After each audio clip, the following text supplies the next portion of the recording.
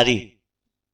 यूं तो नारी औरत को कहते हैं, लेकिन इस कहानी में नारी इस दुश्मन मुल्क के एक खौफनाक मंसूबे का नाम है जो अपने पड़ोसियों को गुलाम बनाने पर तुला हुआ है। मुसन्निफा आफरीदा वकार। मोटल एक पहाड़ी के दामन में वाक़ था। इसके कुशादा बागीचे में तकरीबन तमाम अफ्रीकी फूल और झाड़ियां मौजूद थीं। होटल की इमारत लकड़ी की बनी हुई थी, जिसमें एक रेस्टोरेंट भी मौजूद था। उसके बराबरी रिहाइश के लिए हट्स बनी हुई थीं और रात के सन्नाटे में मुसाफिर शेर की दहाड़ और गीदड़ों का शोर सुन सकते थे। फरहाद ने मिस्टर और मिसेस सिकंदर बख्त के नाम से एक हट हासिल की ताकि बनर्जी को उन्हें तलाश करने में दुश्वारी ना हो। एक सोमाली पोर्टर ने उनको हट तक पहुंचा दिया। कमरे में 2 बेड थे जिन पर मच्छरदानियां लगी हुई थीं। एक मेज और 2 कुर्सियां भी मौजूद थीं। छत लकड़ी और बांस से बनी हुई थी। कमरे के आखिर में बाथरूम का दरवाजा था। फर्श पुख्ता था। मैंने पोर्टर से ब्रश मंगवाया है ताकि कपड़ों से इसकी गर्द की तह को साफ कर लिया जाए। तुम बाथरूम में जाकर अपने कपड़े बाहर फेंक देना, फरहाद ने कहा। गुस्ल से फारिग होकर कमल जब बाहर आई तो उसने जिस्म के गिर्द बाथ टवल लपेट रखा था। फरहाद एक लम्हा के लिए दम बखुद रह गया। वो कमल के फूल की तरह ताज़ा नजर आ रही थी। फरहाद की महवियत देखकर वो बड़े दिलरुबा अंदाज में मुस्कुरा दी। फरहाद उसे देखता हुआ बाथरूम में घुस गया। टब के ठंडे पानी ने सारी थकान दूर कर दी। वो लेटा हुआ सोच रहा था कि जाने शाहानी कितनी देर मज़ाहमत कर सकेगा। उससे मालूम होते ही फरहाद किधर गया है।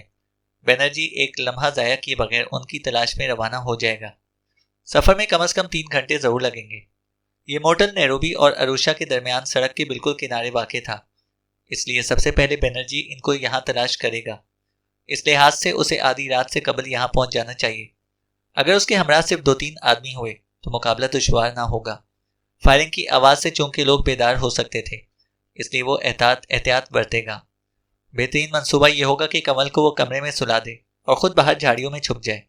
जैसे ही बनर्जी और इसके आदमी कमरे में दाखिल हों, वो पुश से अचानक आकर उनको नहत्ता कर दे। इसके बाद बनर्जी और कमल को अपनी कार तक ले जाना दुश्वार ना होगा। इससे कबल के इसके साथ ही फायरिंग शुरू करें, वो निकल जाए। बनर्जी तशद्दुद से डरता था, इसलिए मुमकिन है कि तशद्दुद की धमकी कारगर हो और वो नारी का लफ्ज़ का राज जाहिर कर दे। लेकिन कमल की मिसाल के पेश नज़र ये मुमकिन नज़र ना आता था। फिर मजबूरन उसे तशद्दुद इस्तेमाल करना होगा।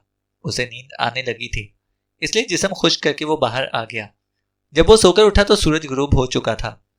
कमल एक तौबा शिकन अंगड़ाई लेकर उसके सहारे बैठ गई। हम यहाँ कब तक ठहरेंगे? उसने पूछा। जब तक बनर्जी नहीं पहुंच जाता, फरहाद ने जवाब दिया। कमल चंद लम्हा तक सोचती रही, फिर उसने फरहाद की आंखों में झांकते हुए कहा, अगर मैं तुमको सब कुछ बतला दूं तो क्या हम बनर्जी की आमद से पहले ही जगह छोड़ सकते हैं? कमल ने कहा। लेकिन तुमने तो अहद कर रखा था कि, फरहाद बोला। अब मैंने इरादा बदल दिया है, कमल ने कहा। क्यों? वो बोला। मैं अपने लिए खौफजदा नहीं हूँ फरहाद, कमल ने बड़े जज्बाती लहजे में कहा। मैं तुम्हारे लिए फिक्रमंद हूँ। तुमने इस मुख्तसर सी मुद्दत में मुझे जीत लिया है, कमल बोली। लेकिन इसके बावजूद मुझे इसका इंतजार करना है, ख्वाह तुम कुछ बतलाओ या ना बतलाओ, फरहाद बोला। वो हमें कत्ल कर देगा और उसके साथ तरबियत याफ्ता कातिल होंगे जो बड़ी खामोशी और सफाकी से कत्ल करते हैं, कमल बोली। लेकिन मैं इससे पहले वार करूंगा, फरहाद ने उसे अपना मंसूबा बतला दिया। वो खामोशी से सुनती रही। ये बात नहीं है कि मुझे तुम पर एतमाद नहीं है, कमल ने फिक्रमंद होकर कहा। लेकिन तुम नहीं जानते कि बनर्जी कितना चालाक है। वो इंसानी जज्बात से बिल्कुल आरी है। तुम जानते हो कि वो माहिर सर्जन है, लेकिन वो मजाक भी इस तरह करता है जैसे सर्जरी का चाकू इस्तेमाल कर रहा हो, कमल बोली। मजाक? बनर्जी मजाक कैसे कर सकता है? फरहाद ने कहा। उसने अजियतनाक नजरों से फरहाद को देखा, फिर उसकी आंखें भर आईं। मैं तुमको ये बतलाना नहीं चाहती थी, लेकिन अब तुमसे कुछ ना छुपाऊंगी।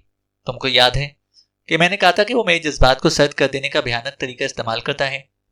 नफ्सियात में वो इसे एवर्जन थेरेपी कहता है, यानी जज्बात को ख़त्म कर देने का तरीका, कमल बोली।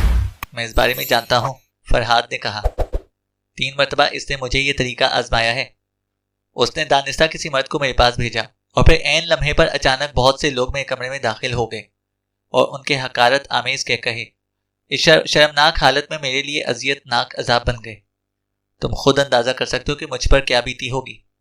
तुम खुद सोचो, इस तरह किसी औरत से सलूक किया जाए तो क्या उसके जज्बात हमेशा के लिए मुर्दा नहीं हो जाएंगे? कंवल ने कहा। वो बिलाशुबा इंसान के रूप में दरिंदा है, फरहाद ने गुस्से में कहा। हाँ, यही वजह है कि तुम्हारी मोहब्बत भरे सलूक ने मुझे इतनी जल्दी जीत लिया। उसने वालिहाना नजरों से फरहाद को देखा। ये जानते हुए भी कि मैं दुश्मन हूं, तुमने हर लम्हा मेरे साथ हमदर्दी का सलूक किया और इसी बात ने मुझे अपना इरादा तब्दील कर देने पर मजबूर किया है, कमल ने कहा। कमल, क्या सफारत खाने में फ्यूज तुमने उड़ाया था? फरहाद ने पूछा। हाँ, उसने जवाब दिया। फिर चंद लम्हा खामोश रहकर फिर बोली, फरहाद, क्या हम बनर्जी की आमद से पहले नहीं चल सकते? नहीं, लेकिन तुम इत्मीनान रखो कमल, मैं तुम्हें कोई गजन ना पहुंचने दूंगा और बाद में तुम्हें मुंबासा पहुंचा दूंगा। वहां मेरा एक बचपन का हिंदू दोस्त रहता है, वो लोग जमाने से वहीं आबाद हैं। मुझे इस पर मुकम्मल एतमाद है और वो तुमको हर मुमकिन तौर पर तहफ़्फ़ुज़ और आराम पहुंचाएगा, फरहाद बोला। मुझे तुम पर एतमाद है फरहाद, कमल ने एक ठंडी सांस लेकर कहा। लेकिन ना जाने क्यों मेरा दिल ये कह रहा है कि मैं मुंबासा ना पहुंच सकूंगी, उसने आहिस्ता से कहा।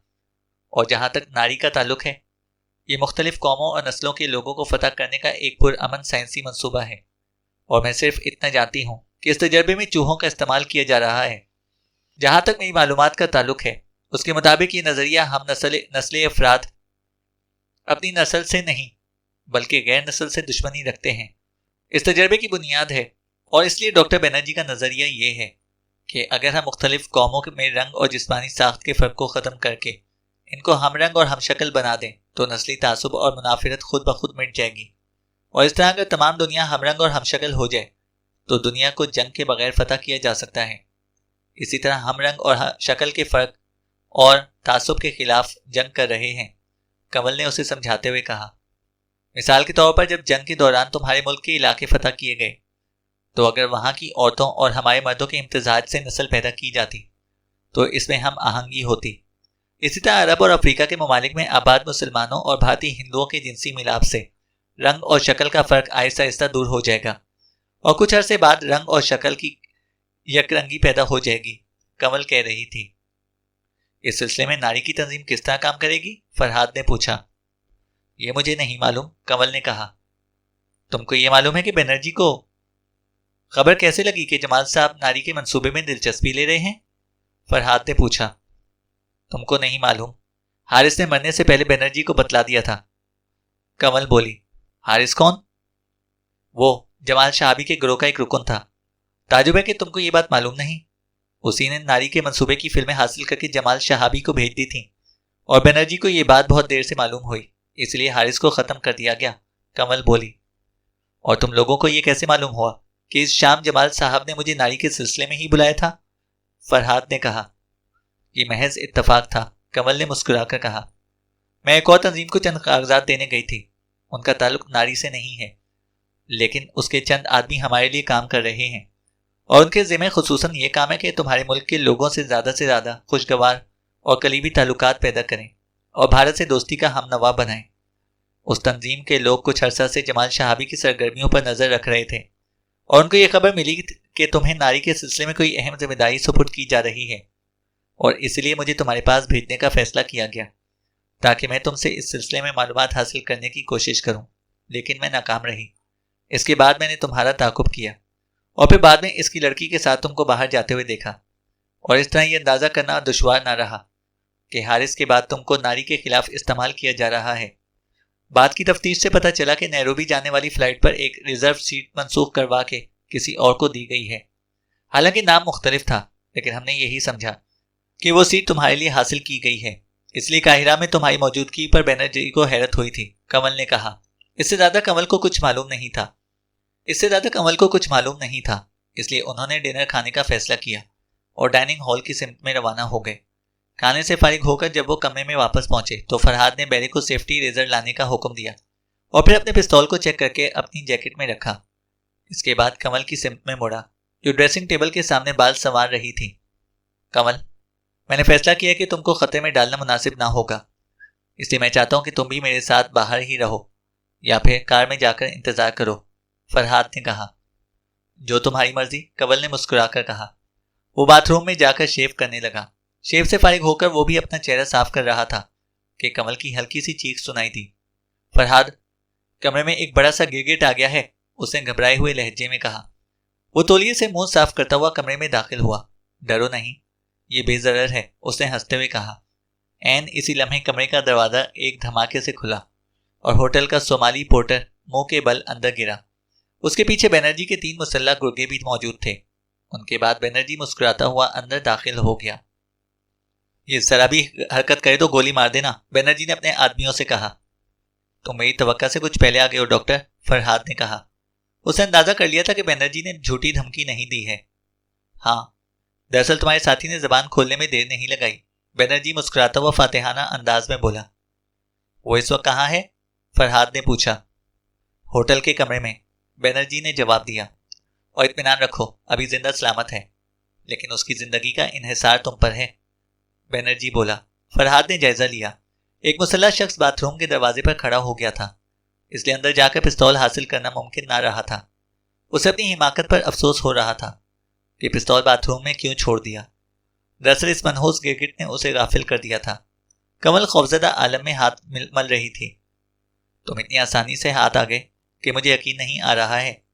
मैं समझ रहा था कि ये भी कोई चाल है, बनर्जी ने कहा। फिर अब इरादा क्या है? फरहाद ने पूछा।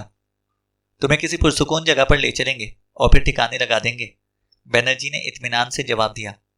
जहां तक इस लड़की का ताल्लुक है, उसने कमल की सिमत में इशारा किया। इससे पहले पूछगछ करेंगे ताकि ये पता चल सके कि इसने तुमको क्या बतलाया है। इसके बाद अगर ये सफर के काबिल रही तो इसे भारत वापस भेज दिया जाएगा ताकि इसे गद्दारी की सजा मिल सके, बनर्जी बोला। कमल के कदम लड़खड़ा गए। उसका चेहरा खौफ से सफेद पड़ गया था।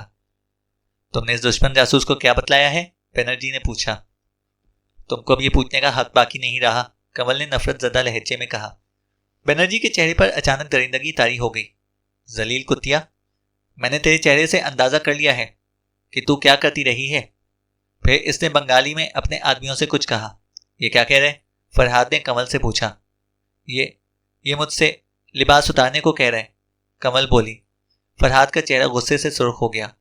बनर्जी फिर कर जा, तुमने सुना नहीं कि मैं क्या कह रहा हूं?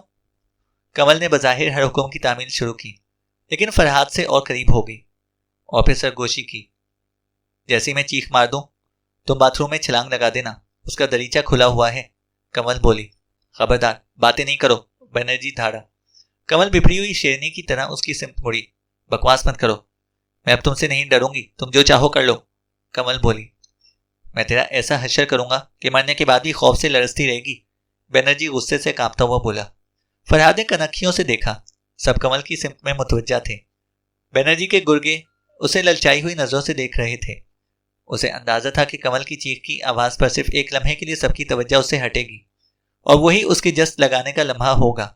अगर जरा देर कर दी तो फिर मौका नहीं मिलेगा। कमल साकित खड़ी थी। जीवन, ये लड़की तुम्हारी है, इसे इंतजार का मौका ना दो, डॉक्टर ने सफाक लहजे में कहा। जीवन ने भूखे शेर की तरह कमल की सिमत कदम बढ़ाया और इसी लम्हा कमल ने एक दिल खराश चीख मारी और बाथरूम के सामने खड़े हुए मुसल्लह शख्स पर छलांग लगा दी। उसने घबरा कर फायर कर दिया और कमल की दूसरी चीख वाकई अजियतनाक थी और ऐन इसी लम्हे फरहाद ने बाथरूम के दरवाजे में जस्त लगाई।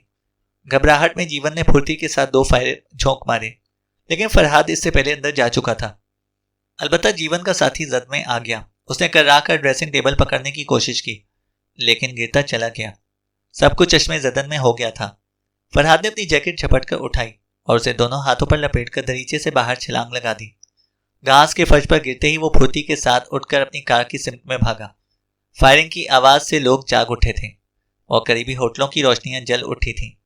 किसी ने चिल्लाकर कुछ कहा, लेकिन इतनी देर में फरहाद कार स्टार्ट कर चुका था। बैक वक्त कई फायर हुए, लेकिन गोली कार की बॉडी से टकरा कर रह गई।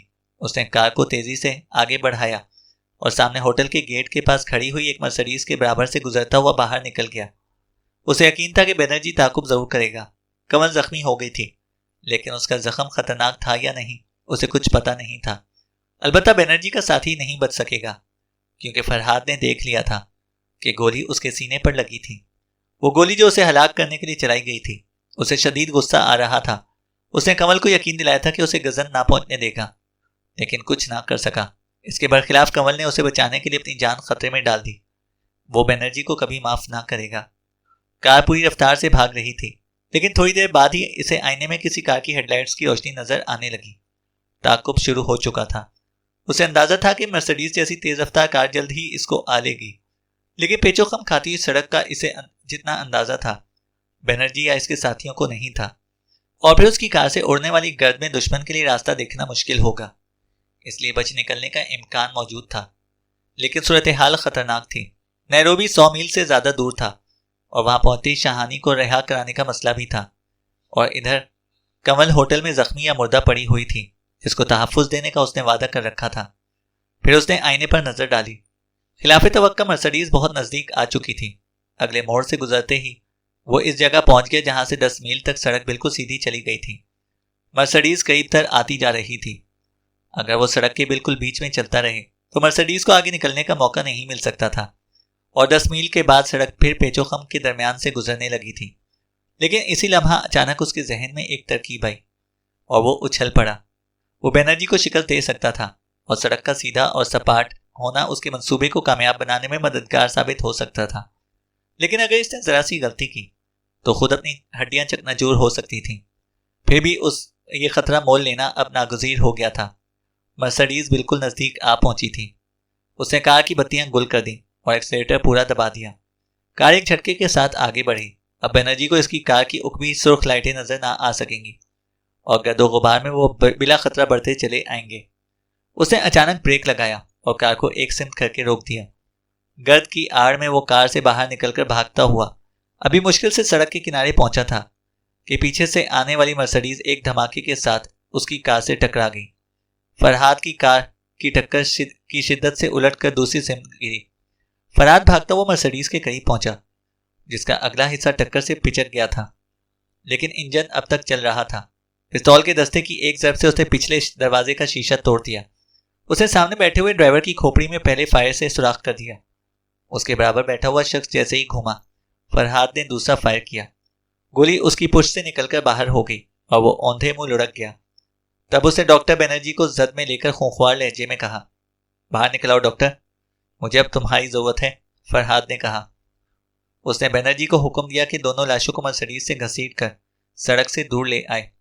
फिर उसने एक लाश की कमर से इसकी बेल्ट खोली और उससे बनर्जी के गले में इस तरह फंदा डालकर उसके दोनों हाथ पुश्त से जकड़ दिए कि अगर वो हरकत करता तो फंदा और तंग हो जाता। इससे फारिग होकर उसने डॉक्टर बनर्जी को मर्सिडीज में बैठने का हुक्म दिया और उसे ड्राइव करके तकरीबन 1 मील दूर ले गया, जहां उसने कार सड़क से घुमाकर एक वीरान जगह पर रोक ली। अब तो मेरे सवालात का सही जवाब दोगे? फरहाद ने उसे गजबनाक निगाहों से देखते हुए कहा। ना तुम्हारा हशर, वरना तुम्हारा हशर इन दोनों से भी बदतर होगा। तुम क्या पूछना चाहते हो? बनर्जी ने घुटी हुई आवाज में कहा। जब तुम रवाना हुए तो कंवल का क्या हाल था? वो जिंदा थी, गोली का जख्म मौलिक नहीं था, बनर्जी ने कहा। उसे कहाँ गोली लगी है? फरहाद ने पूछा। चौथी पसली से जरा ऊपर। अब तक उसे तिबी इमदाद मिल गई होगी और वो बच जाएगी, बनर्जी बोला। फरहाद को यकीन था कि बनर्जी झूठ बोल रहा था। वो मर चुकी है, उसने कहा। नहीं, सिर्फ जख्मी है, मरी नहीं है, बनर्जी ने जोर देकर कहा। उसे बनर्जी को कार से उतारा और बिल्कुल सामने खड़ा करके हेडलाइट जला दी। तेज रोशनी से घबराकर बनर्जी ने आंखें बंद कर ली। इसी तरह खड़े हो रहो ताकि मैं तुम्हें अच्छी तरह देखता रहूं, फरहाद ने कहा। तुमने काहिरा में मेरे साथ जो कुछ किया ये उसका जवाब है। मैं तुम्हें कुछ ना बतलाऊंगा, बनर्जी बोला। अभी तो मैंने कुछ पूछा ही नहीं, लेकिन देखूंगा कि तुम्हें कितनी अजियत बर्दाश्त करने की कुव्वत है, फरहाद ने कहा। और आगे बढ़कर बनर्जी के पेट में एक जोरदार मुक्का रसीद किया। वो दर्द से दोहरा हो गया और झटके से हलक का फंदा इतना तंग हो गया कि उसका दम घुटने लगा। फरहाद ने एक और मुक्का रसीद किया। प्लीज, बनर्जी ने अचानक इल्तिजा की। यह सिर्फ तमहीद थी, शाफत से बोलना शुरू कर दो वरना असल मुरम्मत शुरू कर दूंगा। नारी क्या है? फरहाद ने गरज कर पूछा। मैं नहीं बतला सकता, बनर्जी बोला। फरहाद को अचानक कंवल का ख्याल आया और उसका खून खोल उठा। आगे बढ़कर उसने बनर्जी को उठाया और घूंसों और ठोकरों पर रख लिया, यहां तक कि वो खुद थक गया। बनर्जी जमीन पर तड़प रहा था। मैं तुम्हें सिसका कर मारूंगा कुत्ते। तुम समझते हो कि मुझे कुछ ना मालूम हो सकेगा? कंवल ने सब कुछ बतला दिया है, फरहाद ने कहा। उसे कुछ भी मालूम नहीं, बनर्जी बोला। वो तुम्हारे अंदाजे से बहुत ज्यादा जानती है, बनर्जी, फरहाद ने कहा। तुमने उसके साथ दरिंदों का सा सलूक करके उसे अपना बदतरीन दुश्मन बना लिया था और इसलिए उसने नारी के बारे में तमाम हकाइक मालूम करने का अहद कर लिया था और उसे जो कुछ मालूम है वो तुम्हारे भयानक मंसूबे को दुनिया के सामने बेनकाब करने के लिए काफी है, फरहाद बोला। अगर ये सच है तो फिर मुझसे क्यों पूछ रहे हो? बनर्जी ने कहा। इसलिए कि बाद तफसीलात मुझे मालूम नहीं और मैं कमल के बताए हुए वाकयात की तस्दीक करना चाहता हूँ, लेकिन मैं बहस में वक्त ज़ाया नहीं कर सकता।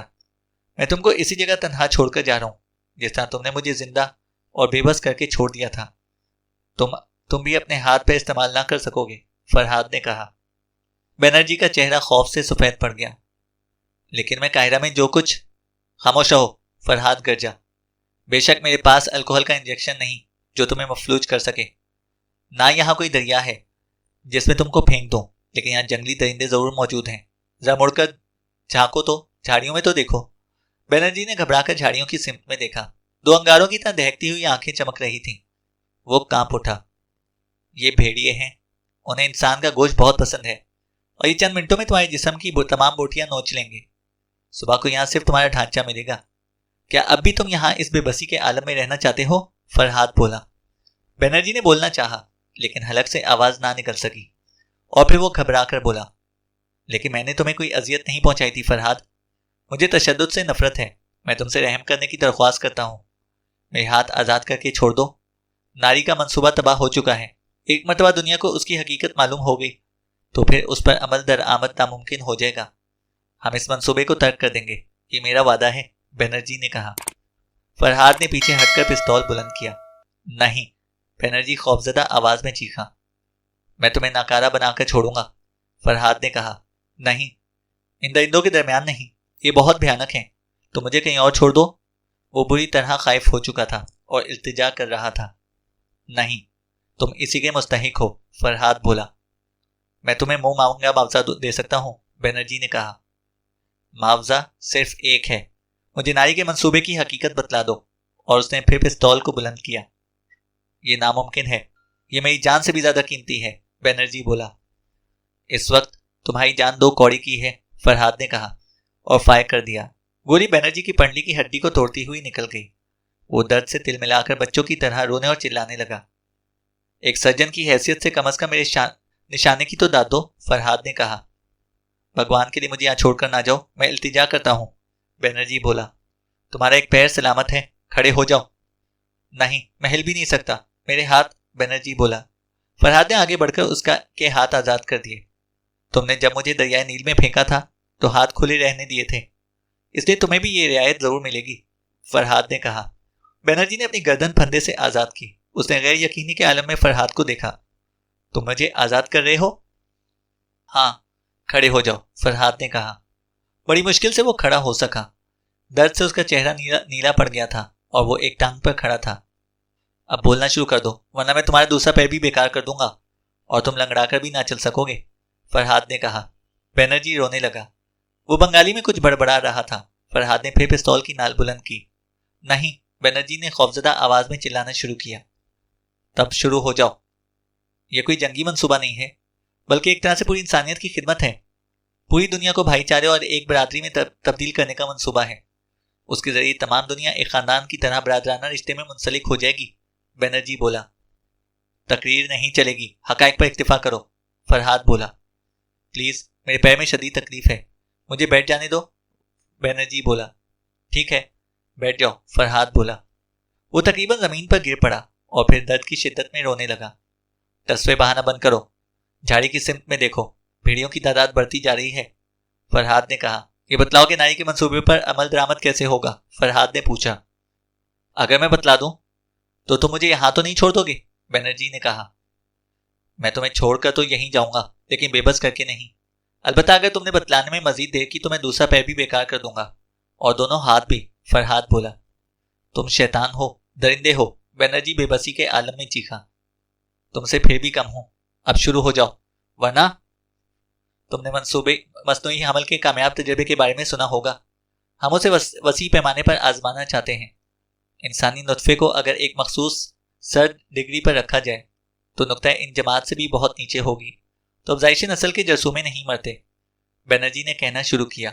इसी मकसद के लिए हमने मुख्तलिफ सफारत खानों में मखसूस किस्म के फ्रीजर लगाए हैं। इनमें भारतीय मर्दों से हासिल किया हुआ नुत्फा महफूज कर लिया जाएगा। अगर किसी मुल्क को फतह करके वहां की औरतों को भारत के मर्दों के तसर्रुफ में लाया जाए ताकि नस्ली यकसानियत पैदा हो सके तो पूरी दुनिया में धमाका हो जाएगा। लोग इसे इस महज़िब दौर की बदतरीन बर्बरियत का नाम देंगे। लेकिन अगर हमारे मंसूबे के तहत खामोशी के साथ दूसरे ममालिक की औरतों को हमला किया जाए तो किसी को शुबा भी ना होगा और भारतीय नस्ल इन औरतों से पैदा होने लगेगी। तालीम याफ्ता ममालिक में ये मंसूबा बरोकार लाना मुश्किल है क्योंकि पढ़ी लिखी औरत इसके लिए तैयार ना होगी। लेकिन अरब और अफ्रीका के ममालिक के ऐसे गैर तरक्की याफ्ता और पसमानदा इलाकों में जहाँ इलाज की आसानियाँ मफकूद हैं, हम आसानी से इस पर अमल कर सकते हैं। इन इलाकों में हम रेड क्रॉस किस्म की एक आलमी तंजीम कायम करेंगे जो दीही आबादियों में मुफ्त इलाज के लिए मराकज़ कायम करेगी और वहाँ पर इलाज के लिए आने वाली औरतों को हम भारतीय मर्दों के नुत्फे से हमला करते रहेंगे। बिलाशुबा ये बहुत देरपा मंसूबा है, लेकिन ज़रा सोचो कि किस आसानी से हम इन ममालिक में अपनी नस्लें पैदा कर लेंगे और ऐसा ऐसा इस तरीके से पैदा होने वाली नस्ल रंग, खदोखाल और मिजाज में हमारी कौम की तमाम खुसूसियात की हामिल हो जाएगी। तुम कहोगे कि ये नस्ल हरामी होगी, लेकिन क्या मसनूई हमल से जो लोग औलाद हासिल करते हैं वो इसे हरामी तस्वुर करते हैं? इस तरह आहिस्ता आहिस्ता हम तमाम मुस्लिम ममालिक की औरतों की अक्सरियत से एक आलूदा नस्ल पैदा कर लेंगे जो दरअसल हिंदू होगी। तुमको शायद इल्म हो कि यहूदियों ने यह हरबा अरब के इलाके में आजमाया है। फ़र्क यह कि उन्होंने वहां अपनी औरतों को इस्तेमाल किया है और हम मर्दों को इस्तेमाल करेंगे। इस तरह दुनिया की बेशतर मुस्लिम आबादी को हिंदू बना लेंगे। सोचो, किसी मुल्क को फतह करने का इससे आसान जरिया क्या हो सकता है? नारी इस मंसूबे का नाम है।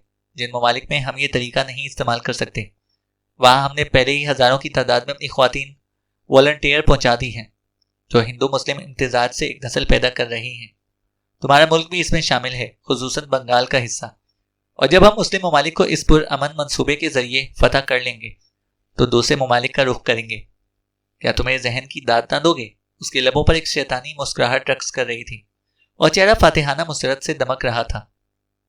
तुम इस दौर के गलीज तरीन शैतान हो, फरहाद ने गुस्से में कहा। शायद इसलिए तुमने इसे नई किस्म की खाद का नाम दिया है, जरखेजी का एक जदीद और गलीज तरीका। अब तक तुमने ऐसे मराकिज कहाँ कहाँ कायम किए हैं? फरहाद ने कहा। Tunis, Rabat, Cairo. अचानक उसने अपना सर पकड़ लिया। प्लीज मिस्टर फरहाद, मेरा सर चकरा रहा है, मैं बेहोश होने वाला हूँ। उसका चेहरा वाकई सफ़ेद पड़ गया था। ठीक है, लेकिन अभी मुझे तुमसे और मालूमात भी हासिल करना है। मसलन इस मंसूबे की तफसीलात कहाँ महफूज हैं, लेकिन पहले मैं कंवल की खैरियत मालूम करना चाहता हूँ, इसलिए फ़िलहाल तुमको यहीं छोड़कर जा रहा हूँ। फरहाद ने कहा। वापसी में तुमसे मजीद बातें होंगी। नहीं, भगवान के लिए मुझे यहाँ छोड़कर ना जाओ, बनर्जी गिड़गिड़ाया। ये दरिंदे मेरी बोटी नोच लेंगे। फिक्र ना करो, मैं इससे पहले वापस आ जाऊँगा। तुम्हारे हाथ पैर आज़ाद हैं और तुम चीखो पुकार करते रहोगे तो ये दरिंदे करीब नहीं आएंगे, फरहाद ने कहा। प्लीज़ मुझे छोड़कर ना जाओ, वो गिड़गिड़ाता रहा।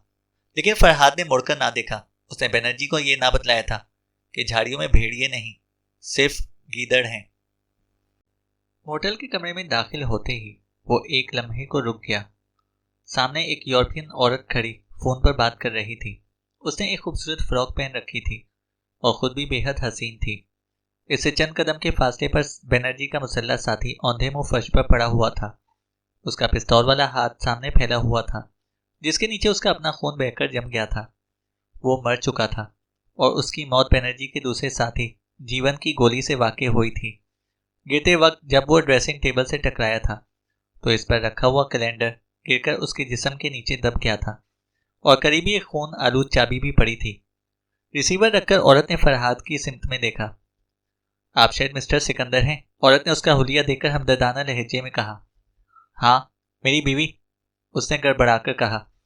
वो बराबर वाली हट में हैं, मेरे साथ आइए। आप चले कहाँ गए थे? औरत ने पूछा। उसकी तबीयत कैसी है? फरहाद ने कहा। अभी तक जिंदा है, औरत बोली। मैंने उन्हें फौरी तौर पर तीव्र इमदाद पहुंचा दी है। अरूशा के अस्पताल ने अभी बतलाया है कि उन्होंने एक तेज रफ्तार एम्बुलेंस और डॉक्टर रवाना कर दिया है जो कुछ देर में यहाँ पहुंच जाएंगे। वैसे हालत खतरनाक है, औरत बोली। औरत ने बराबर वाले हट के कमरे का दरवाज़ा खोला और फरहाद के अंदर दाखिल होने के बाद उसे आहिस्ता से बंद करके खुद बाहर ही रुक गई। कमल बिस्तर पर लेटी हुई थी, उसकी आंखें बंद थीं, चेहरा सफ़ेद हो रहा था। कमल, फरहाद ने उसके सिरहाने पहुंचकर आहिस्ता से आवाज़ दी। कमल ने आंखें खोल दी। एक लम्हे तक वो उसे देखती रही, फिर बड़े दिलफरेब अंदाज में मुस्कुरा दी। शुक्र है कि तुम जिंदा हो, उसने बड़ी नहीफ आवाज़ में कहा। मैं बहुत परेशान थी। तुम कैसी हो कमल? फरहाद ने भराई हुई आवाज़ में पूछा और कमल के दोनों हाथों को अपने हाथों में भेज लिया। उसका दिल रो रहा था।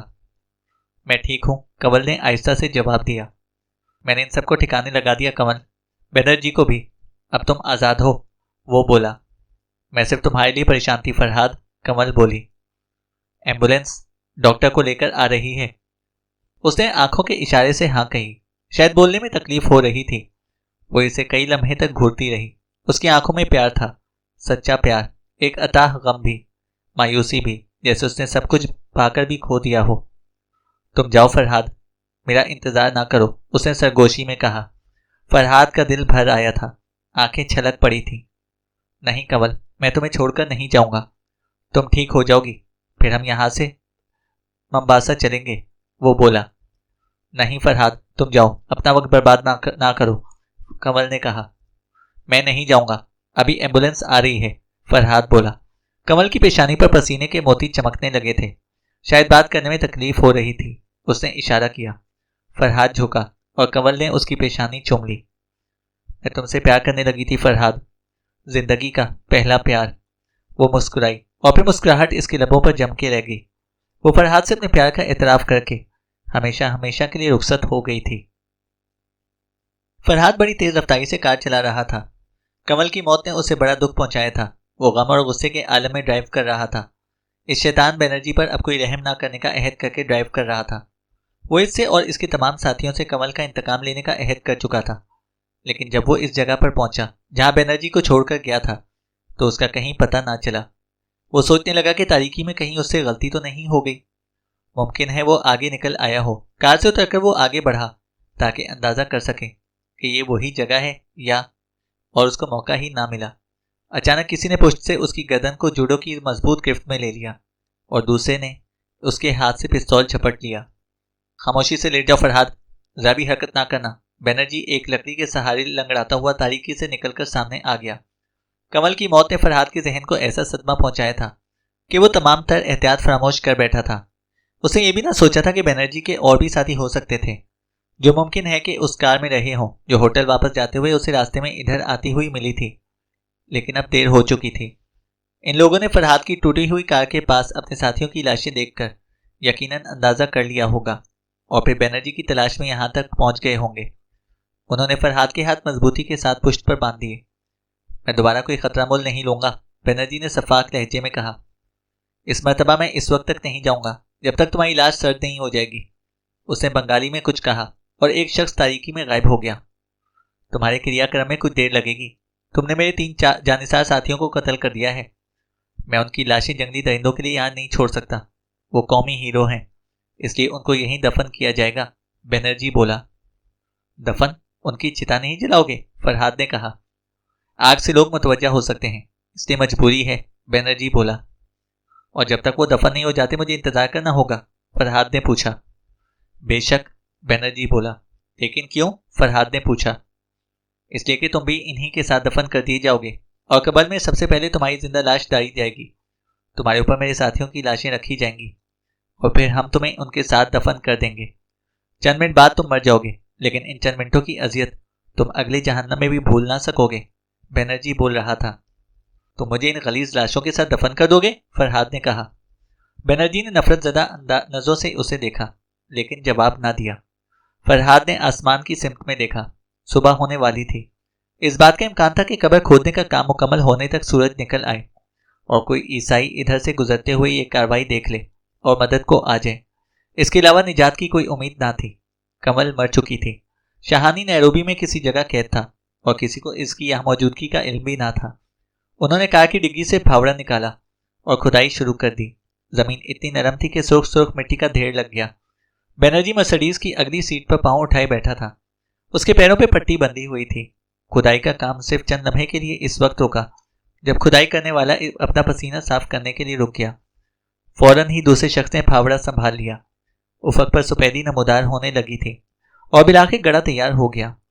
बनर्जी लंगड़ाता हुआ कब्र के गड्ढे तक पहुंचा और फिर उसने गर्दन हिलाकर इत्मीनान का इजहार किया।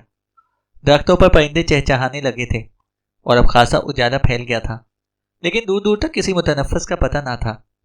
क्या वाकई उसका आखिरी लम्हा आन पहुंचा है? क्या वो आके अफ्रीका के इस वीराने में खामोशी से दफन हो जाएगा? उसे अपनी बेबसी पर गुस्सा आने लगा था। बनर्जी के दो आदमी आगे बढ़े। उन्होंने उसे उठाकर खुदे हुए कबरनुमा गड्ढे में डाल दिया। फरहाद ने कोई मुजाहिमत ना की। मैं तुमको सिर्फ ये तसल्ली दे सकता हूँ फरहाद, बनर्जी ने कब्र में झांकते हुए कहा, कि तुम्हारी मौत में चंद मिनट लगेंगे। फरहाद ने अपने घुटने जरा से उभार कर पेट को जमीन से ऊंचा कर लिया। इस तरह नीचे थोड़ी सी जगह पैदा हो गई। इस गुंजाइश में चंद मिनट के लिए ऑक्सीजन बाकी रह सकेगी। इसी लम्हा पहली लाश उसके ऊपर आकर गिरी। फरहाद ने घुटने मजबूती से जमीन पर जमा लिए ताकि बोझ से दब ना जाए। अब वो तकरीबन घुटनों और पंजों के बल पर पड़ा हुआ था। लाश से उठने वाला ताफुन बड़ा ही तकलीफ दे था, लेकिन अगर जल्द ही कोई सबील ना निकली तो वो सूंघने के काबिल भी ना रहेगा। उसने पुष्ट पर बंधे हुए हाथों से लाश को टटोलना शुरू कर दिया और अचानक उसका हाथ किसी सख्त हाथ से टकराया। उसने जिस्म को हरकत देकर उसे खींचने के लिए जोर लगाया और लाश की कमर से लगा हुआ खंजर बाहर निकालकर उसके हाथ में आ गया। उम्मीद की पहली किरण ने उसे में जिंदा रहने का एक ताज़ा हौसला पैदा कर दिया। वो खंजर की तेज धार पर अपने हाथों की रस्सी को रगड़ने लगा था। मुर्दे का खुला हुआ मुंह उसके कान के करीब टकरा रहा था और उससे सड़ी हुई बू नथनों में घुस रही थी। खंजर की धार से उसकी कलाई बार बार कट रही थी। वो देख ना सकता था, लेकिन निकलने वाले गरम गरम खून का एहसास कर सकता था। अचानक दूसरी लाश भी ऊपर आ गिरी। अब बोझ नाकाबिले बर्दाश्त हो गया था। इसके लिए घुटनों की गिरफ्त कायम रखना दुश्वार हो रहा था। और फिर उन्होंने ऊपर से मिट्टी डालना शुरू कर दी। उसका दम घुटने लगा। जिंदगी की आखिरी उम्मीद भी खत्म होती जा रही थी। बड़ी मुश्किल से उसने जोर लगाकर जिस्म को जुम्बिश दी तो ऊपर वाली लाश दूसरी सिमत में सुलग गई, जिससे बोझ कुछ कम हुआ। लेकिन ऊपर से मुसलसल गिरने वाली मिट्टी से हवा का गुजर बंद हो गया था और उसका तमाम जिस्म पसीने में तर हो चुका था। और फिर अब हाथ में बंधी हुई रस्सी को खंजर पर रगड़ना तकरीबन नामुमकिन हो गया था। उसका दम घुटने लगा और आंखों में अंधेरा छा गया। जिस्म की कुव्वत खत्म होती जा रही थी। शायद यही उसका आखिरी अंजाम था। वजन से वो घुटनों को बुलंद ना रख सका और एक झटके के साथ मुंह के बल गिर गया और अचानक उसके हाथ आजाद हो गए। झटका लगने से रस्सी कट गई थी, लेकिन जिस्म में कुव्वत बाकी ना रही थी और सांस रुक रुक कर आ रही थी। उसने आखिरी बार भरपूर कोशिश की और करवट लेने में कामयाब हो गया और फिर उसने दीवानों की तरह दोनों हाथों से मिट्टी खोदना शुरू कर दी। मिट्टी की वजह से आंखें खोलना मुमकिन ना था, लेकिन वो दोनों हाथ तेजी से चलाता रहा और आहिस्ता आहिस्ता खड़ा होने की कोशिश करता रहा और बिल आखिर वो लाशों के ऊपर पहुंच गया। अब कुव्वत जवाब दे रही थी। न जाने अभी कितनी मिट्टी और बाकी थी। हाथों की जुम्बिश कमजोर पड़ती जा रही थी। मायूसी के आलम में उसकी सिसकी निकल गई, लेकिन दूसरे ही लम्हे उसे महसूस हुआ कि तारीकी दूर हो गई है। उसे गैर यकीनी के आलम में आंखें खोल दी। उसका सर कब्र से बाहर आ गया था। चंद लम्हे तक वो सिर्फ गहरी गहरी सांसें लेता रहा। वो एक बार फिर बच गया था। बनर्जी बिल आखिर शिकस्त खा गया था, लेकिन यह किसी मौजज़े से कम नहीं था। जिस्म की कुव्वत बहाल हुई तो उसने फिर आंखें खोलकर सामने देखा और मायूसी से उसके लबों से बेसाख्ता कर्राह निकल गई। उसे जिंदगी में ऐसी मायूसी का एहसास कभी ना हुआ था। उसकी सारी कोशिश रह गई थी। बनर्जी और इसके मुसल्ला साथी चंद गज के फासले पर बैठे मुस्कुरा रहे थे। मैंने पहले ही कहा था कि जब तक तुम्हारी मौत का यकीन ना हो जाएगा मैं नहीं जाऊंगा, बनर्जी ने फातिहाना लहजे में कहा। फरहाद, तुम बिलाशुबा बहुत हिम्मत और हौसले वाले हो। तुम्हारी जहानत की दाद ना देना ज्यादती होगी। मैं सोच भी ना सकता था कि तुम कब्र से बाहर निकल सकते हो, बनर्जी ने कहा। फरहाद का दिल चाह रहा था कि फूट फूट कर रो पड़े। तुमने चूंकि मेरी कोशिश नाकाम बना दी है, इसलिए अब तुमको कुत्ते की तरह गोली मार दी जाएगी, बनर्जी ने कहा। मुझे तशद्दुद नापसंद है, लेकिन अब मजबूरी है। उसने बराबर बैठे हुए शख्स को इशारा किया। उसने खड़े होकर पिस्तौल निकाल लिया। मैं तुमसे सिर्फ एक दरख्वास्त करूंगा, फरहाद ने सर्द लहजे में कहा। बोलो, बनर्जी ने कहा। मुझे बाहर निकालकर गोली मार दो, बनर्जी ने गर्दन हिलाई। नहीं, तुमको मेरे जालों की कब्र में ही मरना पड़ेगा। ठीक है, मैं मरकर भी तुम्हारी जानिसारों से बुलंद ही रहूंगा, फरहाद ने गुस्से में कहा। बनर्जी सोचने लगा। चलो, मान लिया। शायद यही बेहतर होगा कि तुम्हारा नापाक जिस्म उनके साथ दफन ना हो, उसे दरिंदों के पेट में जगह मिले, उसने कहा। बाहर निकलो। फरहाद के हाथ अब तक मिट्टी में पोशीदा थे। मेरे हाथ बंधे हुए हैं, बाहर कैसे निकलूं, फरहाद ने कहा। बनर्जी ने बराबर खड़े हुए शख्स से कुछ कहा। वो रिवॉल्वर कमर से लगाकर आगे बढ़ा। फरहाद का दिल जोर जोर से धड़क रहा था। वो जानता था कि ये आखिरी मौका है। अगर नाकाम रहा तो मौत यकीनी थी। बनर्जी का आदमी उसके करीब आकर रुका। उसने झुककर फरहाद की बगलों में दोनों हाथ डालकर इसे ऊपर घसीटने के लिए जोर लगाया और इसी लम्हा फरहाद का हाथ बिजली की सी सरत के साथ चला। बनर्जी के आदमी की कमर में लगे हुए रिवॉल्वर को फुर्ती से साथ निकालकर उसने फायर किया। वो कटे हुए दरख्त की तरह फरहाद के ऊपर आ रहा। फरहाद ने उसे धक्का देकर दूर फेंका और फिर बनर्जी के बराबर बैठे हुए शख्स की खोपड़ी में सुराख कर दिया। सब कुछ चश्मे जदन में हो गया था। बनर्जी दहशतजदा होकर खड़ा हो गया। उसे अपनी आंखों पर यकीन नहीं आ रहा था। फरहाद ने पिस्तौल की नाल बुलंद की और फायर कर दिया। बनर्जी खौफ और तकलीफ से धाड़ कर लुढ़खुड़ा गया। फरहाद ने दूसरा फायर किया। इस मरतबा उसने बनर्जी के दिल का निशाना लिया था। वो एक लम्हे के लिए फटी फटी निगाहों से फरहाद की सिमत में देखता रहा और फिर मुंह के बल जमीन पर गिर पड़ा। गिरने से पहले ही वो मर चुका था। फिजा में मौत का सन्नाटा तारी हो गया। हर चीज साकित थी, जैसे दरख्तों और झाड़ियों ने भी दम साध लिया था। और फिर सुबह की ताज़ा हवा का एक सर्द झोंका फरहाद के चेहरे से टकराया। वो महवियत के आलम से चौंक पड़ा। खुशी के आंसू उसके रुखसारों पर बह रहे थे। उसे मर्सिडीज होटल के अहाते में पार्क की। रास्ते में एक चश्मे के किनारे रुककर उसने अपना जिस्म गदो गुबार से पाक कर लिया था और कपड़े झाड़कर साफ कर लिए थे। फिर भी उतरने से कबल उसने आईने में अपना हुलिया देखकर इत्मीनान कर लिया।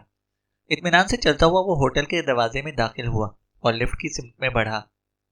कमरा नंबर 62 के सामने एक तख्ती लटक रही थी जिस पर अंग्रेजी और सवाहिली जबान में तहरीर था, किसी भी हाल में डिस्टर्ब ना किया जाए।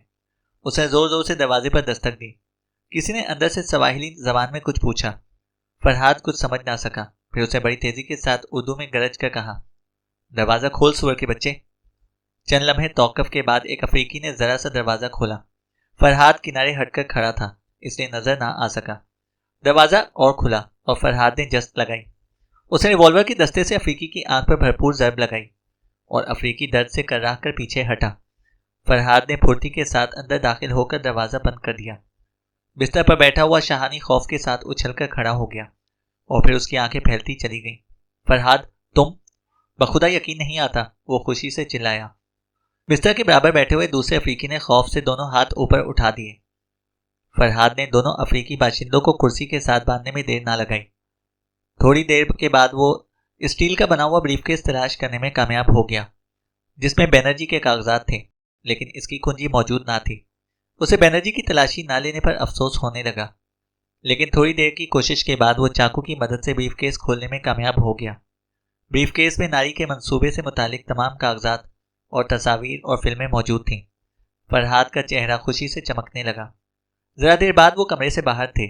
फरहाद ने कमरे का दरवाजा मुकफिल करके किसी हालत में डिस्टर्ब ना किया जाए कि तख्ती हैंडल में लटका दी। अब यहाँ एक लम्हा रुकना भी खतरे से खाली नहीं है, फरहाद ने कार ड्राइव करते हुए कहा। मैं बनर्जी समेत 6 लाशें जंगल में छोड़ आया हूँ। लाशें मिलते ही पुलिस हमारी तलाश में निकल खड़ी होगी, फरहाद बोला। खुदा की पनाह, शाहानी ने खौफजदा लहजे में कहा। तुम इंसान नहीं मालूम होते, शैतानी समझ लो। उन्होंने तुम पर तशद्दुद तो नहीं किया, फरहाद ने मुस्कुराते हुए कहा। नहीं, मुझे अफसोस है फरहाद, क्योंकि मैंने उनको खौफजदा होकर तुम्हारा पता बतला दिया था, शाहानी ने कहा। कोई बात नहीं डियर, मैंने तुमको बतलाया भी इसलिए था, फरहाद बोला। क्या मतलब? शाहानी ने पूछा। होटल से एयरपोर्ट जाते हुए फरहाद ने शाहानी को तमाम तफसीलात बता दी। वो फरहाद को इस तरह घूर रहा था जैसे वो इंसान नहीं, कोई भूत हो। फरहाद जल्द अज जल्द नैरोबी छोड़ देना चाहता था, क्योंकि उसने अंदाजा कर लिया था कि नारी कितनी मजबूत तंजीम है। बनर्जी और इसके साथियों की मौत और कागजात की गुमशुदगी की खबर मिलते ही नारी के अरकान तमाम दुनिया में उसकी तलाश शुरू कर देंगे। लेकिन एयरपोर्ट पहुंचकर मालूम हुआ कि पहली फ्लाइट सिर्फ काहिरा जाती है और बराह रास्त फ्लाइट के लिए फरहाद को 4 घंटे इंतजार करना पड़ेगा। शाहानी ने तजवीज़ पेश की कि वो इसके साथ काहिरा चले। एक लम्हे में फरहाद भी इस पर राजी हो गया, लेकिन फिर इसने सोचा कि काहिरा जाना नैरोबी में रहने से ज़्यादा खतरनाक होगा, इसलिए उसने इंतजार करने का फैसला किया। तुम काहिरा पहुंचते ही फ़ोन पर जमाल साहब को बतला देना कि मैं मिशन में कामयाब होकर वापस आ रहा हूँ, फरहाद बोला। और कुछ नहीं, शाहानी ने कहा। तफसीलात फ़ोन पर बतलाना मुनासिब ना होगा, उसने कहा और शाहानी को खुदा हाफिज कहकर रुखसत कर दिया। खिलाफ तवक्का उसकी फ्लाइट की रवानगी तक कोई अहम बात ना हुई और जब उसका जहाज फिजा में परवाज कर गया तब फरहाद ने इत्मीनान की सांस ली। उसके बराबर वाली सीट खाली थी। फरहाद ने ब्रीफकेस एहतियात से अपनी गोद में रख लिया और सीट पर दराज होकर आंखें बंद कर लीं। वो इस कदर थक चुका था कि फौरन ही नींद आ गई। उसका जहाज बनीना एयरपोर्ट पर रुका तो चंद मुसाफिर उतर गए। सवार होने वाला नया मुसाफिर सिर्फ एक था। शक्ल सूरत के एतबार से यूरोपियन नजर आता था। छुरेरा बदन, गोरा रंग और आंखों पर स्याह चश्मा लगाए। जब वो फरहाद के बराबर वाली खाली सीट की तरफ बढ़ा तो फरहाद चौंक गया। नौवारिद के हाथ में जो ब्रीफकेस था वो बिल्कुल बनर्जी के ब्रीफकेस से मुशाबा था। अगर दोनों को एक जगह रख दिया जाए तो तमीज करना नामुमकिन था। सफर के दौरान नौवारिद बिल्कुल खामोश बैठा रहा। कई मरतबा फरहाद ने आंखें इस तरह बंद कर ली जैसे वो सो गया हो, लेकिन नौजवान ने एक बार भी उसके ब्रीफकेस को हाथ लगाने की कोशिश ना की और ना उसने फरहाद या उसके ब्रीफकेस में किसी किस्म की दिलचस्पी का इजहार किया। आहिस्ता आहिस्ता फरहाद का खदशा दूर होने लगा। वो सोचने लगा कि महज इत्तफाक भी हो सकता है। जैसे ही जहाज के कैप्टन ने मंजिल आ जाने का ऐलान किया, फरहाद चौंक कर तैयार हो गया, जाने कि उसकी छठी हिस्स बार बार खतरे से खबरदार कर रही थी। जहाज से उतरकर जब वो आने वाले मुसाफिर के लाउंज में पहुंचे तो वो नौजवान भी साथ था। फरहाद के पास कोई सामान ना था, इसलिए वो लाउंज के एक सोफे पर बैठ गया। उसने जेब से सिगरेट निकालकर जलाई और कश लेने लगा। वो नौजवान कोल्ड ड्रिंक काउंटर के स्टूल पर जाकर बैठ गया। फरहाद का शक पुख्ता होता जा रहा था। फरहाद अचानक अपनी जगह से उठकर लेबोरेटरी की तरफ बढ़ा। उसने ब्रीफकेस वॉश बेसिन के पास अपने पैर के सहारे रख दिया और हाथ धोने लगा, लेकिन दरअसल उसकी निगाहें आईने में दरवाजे को देख रही थीं और फिर चौंक उठा। उसका अंदेशा दुरुस्त साबित हुआ था। वो नौजवान आहिस्ता से दरवाजे में दाखिल हुआ। इत्मीनान से चलता हुआ वो फरहाद के बराबर वाले बेसिन के पास पहुंचकर रुक गया।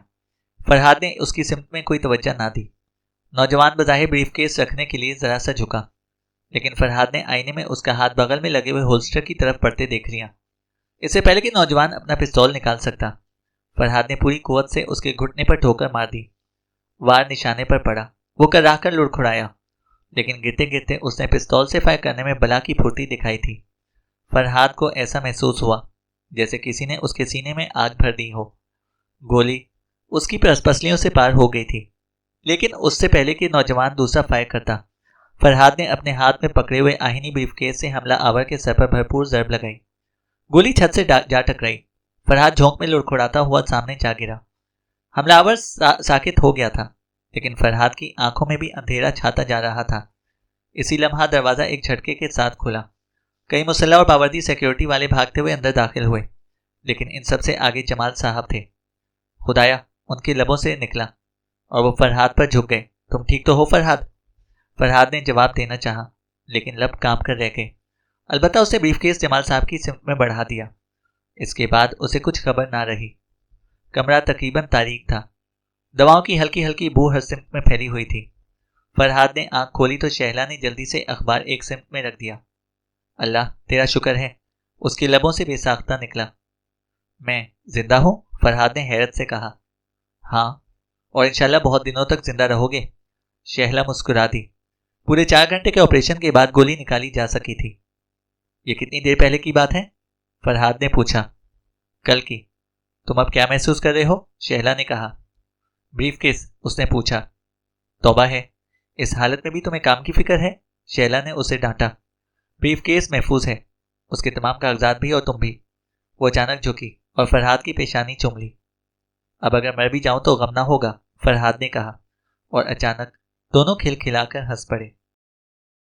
खत्म शुद्ध। तो दोस्तों, ये नावल भी अपने इख्तिताम तक पहुंचता है। उम्मीद है कि आपको ये नावल ज़रूर पसंद आया होगा।